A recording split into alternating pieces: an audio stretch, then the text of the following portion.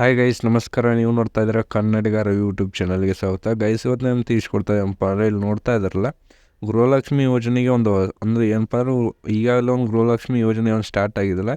ಇದರ ಪ್ರಕಾರ ಒಂದಿಷ್ಟು ಜನ ಅಮೌಂಟ್ನ ಪಡಿತಾ ಇದ್ದಾರೆ. ಇನ್ನೂ ಎಷ್ಟು ಜನಕ್ಕೆ ಅಮೌಂಟ್ ಬಂದಿಲ್ಲ. ಒಂದಿಷ್ಟು ಜನಕ್ಕೆ 3ನೇ ಕಂತಿನವರೆಗೂ ಅಮೌಂಟ್ ಬಂದಿದೆ, ಮತ್ತು ಒಂದಿಷ್ಟು ಜನಕ್ಕೆ ಇದುವರೆಗೂ 1ನೇ ಕಂತಿನ ಅಮೌಂಟು ಕೂಡ ಬಂದಿಲ್ಲ. ಇದ್ರ ಬಗ್ಗೆ ಒಂದು ಮಾಹಿತಿನ ಈಗಾಗಲೇ ನಾನು ತಿಳಿಸ್ಕೊಟ್ಟಿದ್ದೆ. ಬಟ್ ಇವತ್ತು ತಿಳಿಸ್ಕೊಡೋ ಮಾಹಿತಿ ಏನಪ್ಪ ಅಂದರೆ, ಈಗಾಗಲೇ ಸರ್ಕಾರ ಹೇಳಿರುವ ಹಾಗೆ ಗೃಹಲಕ್ಷ್ಮಿ ಯೋಜನೆ ಅಮೌಂಟ್ ಏನಿದೆಯಲ್ಲ ಅದು ಬರ್ತಾ ಇದೆ. ಮತ್ತು ಇದ್ರ ಬಗ್ಗೆ ಇದಕ್ಕೋಸ್ಕರ ನಾವು ಪಿಂಕ್ ಕಾರ್ಡ್ನ ಕೊಡ್ತೀವಿ ಅಂತಲೂ ಕೂಡ ಒಂದು ಮಾಹಿತಿನ ಕೊಟ್ಟಿದ್ದರು ಕರ್ನಾಟಕ ಸರ್ಕಾರದವರು.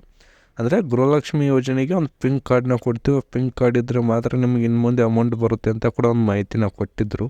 ಆ ಪಿಂಕ್ ಕಾರ್ಡ್ ಇದ್ದರೆ ನಿಮ್ಗೆ ಅಮೌಂಟ್ ಬರುತ್ತೆ, ಇಲ್ಲಾಂದರೆ ಅಮೌಂಟ್ ಬರಲ್ಲ ಅಂತ ಒಂದು ಮಾಹಿತಿನ ಕೊಟ್ಟಿದ್ರು. ಆದ್ದರಿಂದ ನೀವು ಅನ್ಕೋಬೋದು, ಈಗ ನಮ್ಮ ಕಡೆ ಪಿಂಕ್ ಕಾರ್ಡ್ ಇಲ್ಲ, ಅದಕ್ಕೋಸ್ಕರ ನಮ್ಗೆ ಅಮೌಂಟ್ ಬರ್ತಾ ಇಲ್ಲ ಅಂತ ಕೂಡ ನೀವು ಅನ್ಕೋಬೋದು. ಬಟ್ ಅದಕ್ಕೂ ಈಗ ಏನು ಸಂಬಂಧ ಇಲ್ಲ. ಯಾಕಂದರೆ ಈಗ ಯಾರ ಕಡೆಯೂ ಪಿಂಕ್ ಕಾರ್ಡ್ ಇಲ್ಲೇ ಇಲ್ಲ. ಅದು ಈಗ ಅನ್ಕೋಬೋದು ನೀವು, ನಮ್ಮ ಕಡೆ ಪಿಂಕ್ ಕಾರ್ಡ್ ಇಲ್ಲ ಅದಕ್ಕೋಸ್ಕರ ನಮ್ಗೆ ಅಮೌಂಟ್ ಬರ್ತಾ ಇಲ್ಲ ಅಂತ. ಬಟ್ ಈಗ ಇದುವರೆಗೂ ಯಾರಿಗೂ ಕಡೆ ಪಿಂಕ್ ಕಾರ್ಡ್ ಇಲ್ಲದೆ ಇರೋ ಕಾರಣದಿಂದ ಇದುವರೆಗೂ ಪ್ರತಿಯೊಬ್ಬರು ಕೂಡ ಯಾರಿಗೂ ಕೂಡ ಪಿಂಕ್ ಕಾರ್ಡ್ ಇಲ್ಲ. ಬಟ್ ಇನ್ನು ಮುಂದೆ ಪಿಂಕ್ ಕಾರ್ಡ್ ವಿತರಣೆ ಮಾಡ್ತೀವಿ ಅಂತ ಹೇಳಿದ್ದಾರೆ. ಆದ್ದರಿಂದ ಇನ್ನು ಮುಂದೆ ನಿಮ್ಮ ಕಡೆ ಪಿಂಕ್ ಕಾರ್ಡ್ ಇಲ್ಲ ಅಂದರೆ ಇನ್ನು ಮುಂದೆ ನಿಮಗೆ ಗೃಹಲಕ್ಷ್ಮಿ ಅಮೌಂಟ್ ಬರಲ್ಲ ಅಂತ ಕೂಡ ಒಂದು ಮಾಹಿತಿ ಬರ್ತಾ ಇದೆ. ಇದ್ರ ಬಗ್ಗೆ ಒಂದು ವಿಡಿಯೋನ ಮಾಡಿ ಕೊಡಬೇಕು, ಇದ್ರ ಬಗ್ಗೆ ಒಂದಿಷ್ಟು ಜನರಿಗೆ ಮಾಹಿತಿ ತಿಳಿಸ್ಬೇಕು ಅನ್ನೋ ಕಾರಣದಿಂದ ವಿಡಿಯೋ ಮಾಡ್ತಾ ಇರೋದು.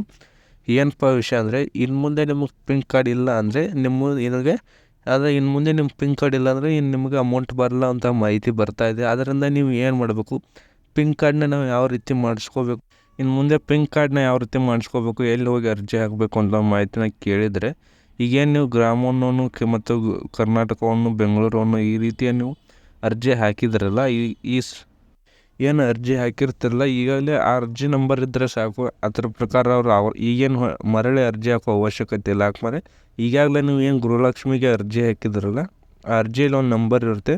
ಆ ನಂಬರ್ ಪ್ರಕಾರ ಇನ್ನು ಮುಂದೆ ನಿಮಗೆ ಪಿಂಕ್ ಕಾರ್ಡ್ನ ವಿತರಣೆ ಮಾಡ್ತೀವಿ ಅಂತ ಕೂಡ ಒಂದು ಸರ್ಕಾರ ಮಾಹಿತಿನ ಕೊಟ್ಟಿದೆ. ಈ ಪಿಂಕ್ ಕಾರ್ಡ್ನ ಯಾರು ವಿತರಣೆ ಮಾಡ್ತಾ ಇರೋದು, ನಿಮ್ಮ ಅಂಗನವಾಡಿ ಕಾರ್ಯಕರ್ತರು ಇರ್ತಾರಲ್ಲ, ಅವರೇ ಬಂದುಬಿಟ್ಟು ನಿಮ್ಮ ಮನೆಗಳಿಗೆ ಬಂದುಬಿಟ್ಟು ಆ ಪಿಂಕ್ ಕಾರ್ಡ್ನ ವಿತರಣೆ ಮಾಡ್ತೀವಿ, ಅದ್ರ ಬಗ್ಗೆ ಮಾಹಿತಿನ ತಿಳ್ಕೊಂಡ್ಬಿಟ್ಟು ಅವರಾಗೆ ಬಂದುಬಿಟ್ಟು ಪಿಂಕ್ ಕಾರ್ಡ್ನ ವಿತರಣೆ ಮಾಡ್ತಾರೆ ಅಂತ ಒಂದು ಮಾಹಿತಿನ ಕೊಟ್ಟಿದ್ದಾರೆ. ಇದ್ರ ಬಗ್ಗೆ ಒಂದು ಮಾಹಿತಿನ ತಿಳಿಸ್ಕೊಡ್ಬೇಕಿತ್ತು.